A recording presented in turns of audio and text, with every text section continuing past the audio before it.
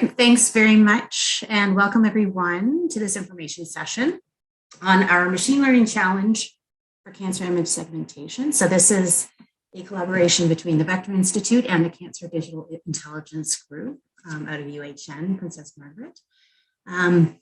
We can just go to the next slide. We'll chat a little bit about where this came from and who's with you today. So I want to introduce my colleague from CDI, Matteo Welch, who's a staff scientist there. I'm Andrea Smith. I'm the Director of Health Data and Strategic Partnerships with Vector Institute. And I'm also joined by Jessica Blackman, who's the Director of Health Research Operations at Vector Institute. So we're going to spend some time with you today going over some of the details about the challenge and information you might need to know as you have registered or are going to register for the challenge and get things kickstarted for the challenge. So a little bit of context in the next slide with respect to where this comes from and the sort of drivers behind the collaboration. This is a really important partnership between Vector and CDI in the sense that it really pushes forward some of our shared priorities, knowing that we have a community of world-class researchers in machine learning within this ecosystem in Toronto and Ontario, Canada. And we really want to see that expertise really pushing the needle in areas of promise, specifically health. So this really starts to draw in that expertise with a particular focus on health and image segmentation in this particular case. The other interesting part about this is just the clinical expertise that comes with the group from Princess Margaret and CDI. So being able to, as we know, push that idea of team science when it comes to machine learning and health is really critical to really making a difference in this space. So we need experts involved and participating and sharing expertise, understanding the context. And of course, as we all know, what's critical to making machine learning work and health research advance is access to good health data, good data. And so this is a partnership that really forges that ability to look at strong quality health data that's available and accessible and secure, privacy protected environments where participants and researchers can work with it with the tools they need to be productive. So that's what's really exciting about the foundation for this collaboration, and this challenge is really kicking off how that will move forward. So moving on to the challenge itself, I'll pass off to Matea to go into detail. Excellent. Thank you, Andrea. So today I'm going to give you just a very broad clinical motivation for the challenge. So when we started conceptualizing this idea of a collaboration with Vector, we were trying to think of something that would be clinically useful. And so you may or may not be aware, but the challenge is going to be based around head and neck cancer and utilizing radiological images to try and develop segmentation models. And so head and neck cancer is a really interesting disease site in the fact that there's so many complex anatomical structures that exist within our head and neck region that need to be considered when we're treating the disease. And so quite often how we determine where the tumor is and how it's interacting with any of these surrounding organs at risk, as you'll hear me refer to them, is we take a computerized tomography scan. You can see down here in the bottom left, we're running through all of the different slices of this CT volume. It generally starts at your chest region, and you'll see this restart here in just a moment. So this is your chest. It moves upwards towards the top of your skull, and you can see all these colored contour regions. And these are identifying those different organs at risk that we want to avoid harming when we're treating the patient. And these CTs also help us localize where that tumor is and start to understand some of the nuances of that disease. So when a patient presents at a hospital and is diagnosed with head and neck cancer, they then determine the best state or the best type of treatment. And if radiation therapy is determined to be the best type of treatment, we then go forward with planning. And so radiation therapy is the idea of trying to deliver radiation to the tumor while minimizing the radiation that's going to those surrounding healthy tissues. So we want to minimize that toxicity. And so how we do that is manual contouring is generally done on these images to identify those different structures, both the tumor and the organs at risk. You then go forward with dose planning, and this is a very iterative process because you need a certain amount of dose to go to the tumor, and you want to have there's certain limits on those organs at risk. And so this process can take anywhere from 2 to 4.5 weeks to complete. And a large reason that this is such a timely process is because of the manual contouring.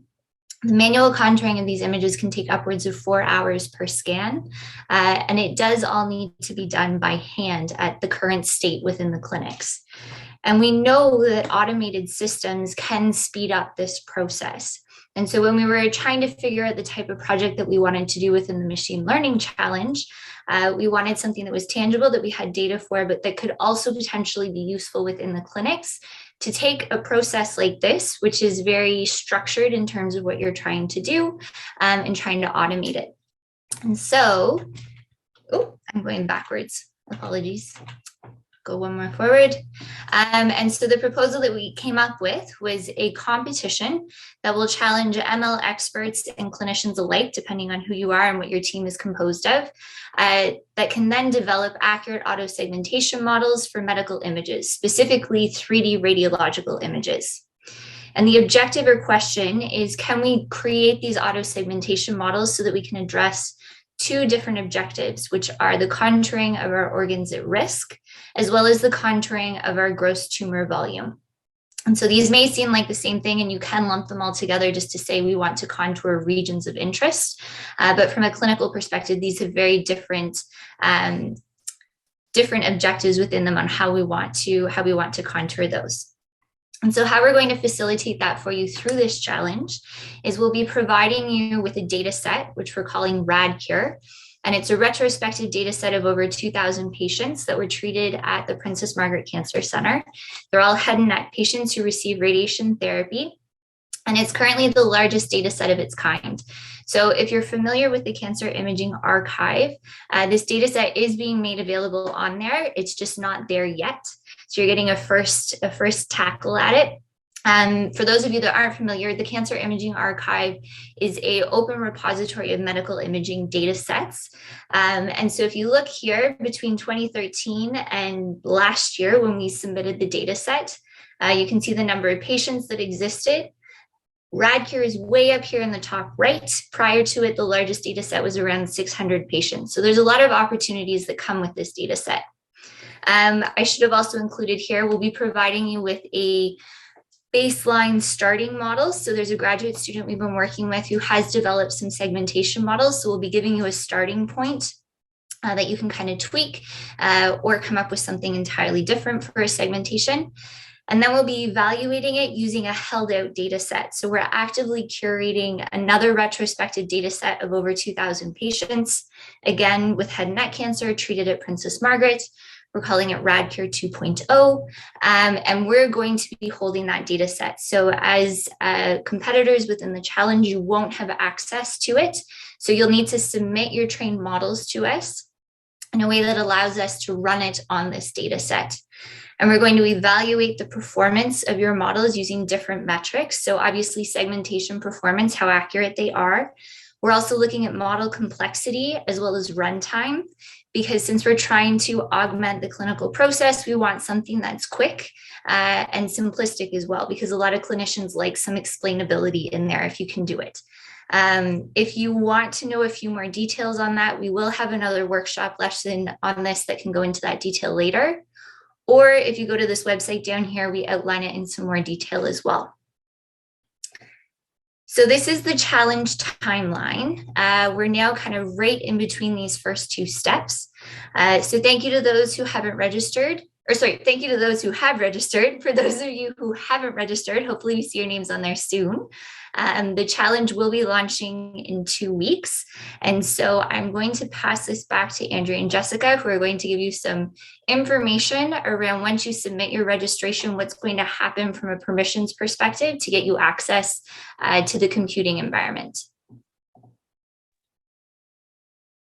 Thanks so much, Matea. So the dataset will be on the Vector HPC for Health tenancy. So there is a component of the registration that will require you to do a little bit of onboarding into that environment. So once you complete the registration form, there will be a quick 30-minute session that you'll have to do, and we're running them from 12 to 12:30 over the next couple of weeks. But if those times don't work out, just reach out to health@vectorinstitute.ai and we'll find a time that does work. In those sessions, we'll run through our data use agreement and the obligations that you are required to abide by to operate in the environment. Once the session is complete, you will return a signed DUA or data use agreement and acknowledgement letter and submit TCPS2 certification or equivalent if you have done similar training in your environment.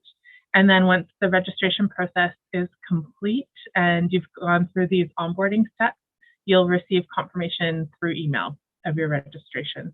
And then you will gain access to the dataset training environment and Slack channel. And just to clarify, that email should be health@vectorinstitute.ai, not help.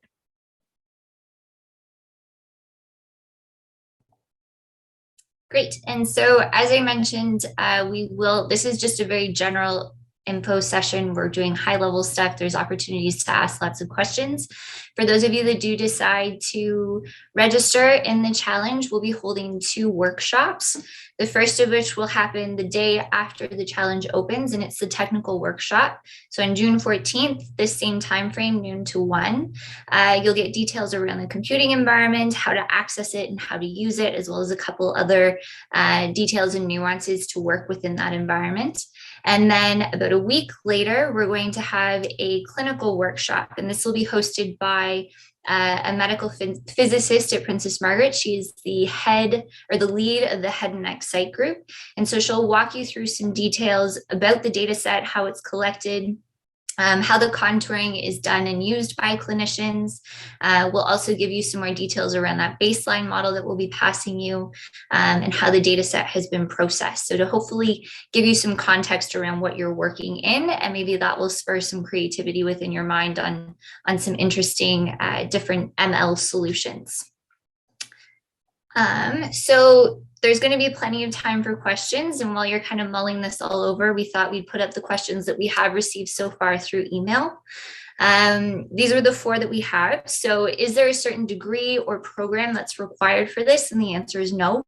You can come from any domain, any expertise, anything at all. In our minds, the broader the expertise, the more creative we can get in terms of our solutions. And that's really when you get some interesting outcomes. What is the team size? And so the team size we have set is a maximum of 5 people. It can also be as small as 1 person. We're just asking that you actually register as a team. It makes it easier for us to track you as opposed to as individuals. There is a little asterisk on that though. And again, if you go to the website, it talks about this as well. If you have 6 people and you're really passionate about that 6th person and you want them to be on your team, send us an email and we'll see if we can work something out. The third question is, which programming language will coding be performed in? And this is actually a nice question to get asked as organizers, because again, we think we've thought of everything, but we obviously haven't. In our minds, the programming language would be Python, and that is what our baseline model is coded in. That's what our environment is set up to be in. However, again, if you have a deep passion for C++ or MATLAB or something along those lines, do send us an email. It might be harder to facilitate, but if it is something that we're kind of part of the way there and we can make it work for you, we'll try to make that happen. But the preferred is Python. The final question is around source code and open source access to our models. And so in this, there's kind of 2 ways or 2 components to this. So first, there's your training loop and your model architecture. And then there's your final trained model, which has the trained weights based on our data set. So your training loop and your model architecture at the end of the competition will need to be made open source. And that's to facilitate reusability of the code. It's to facilitate learning for other students and people working in this space. We also want to have a publication come out of this. And so this is really helping with the open science aspect of the challenge. Your trained model, which has data set specific weights, will not need to be made open.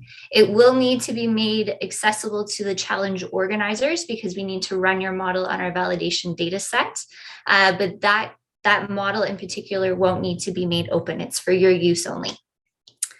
So those are the questions we have received so far. I know that was a very quick run through and a lot of information, but if you have any questions now, please feel free to ask them.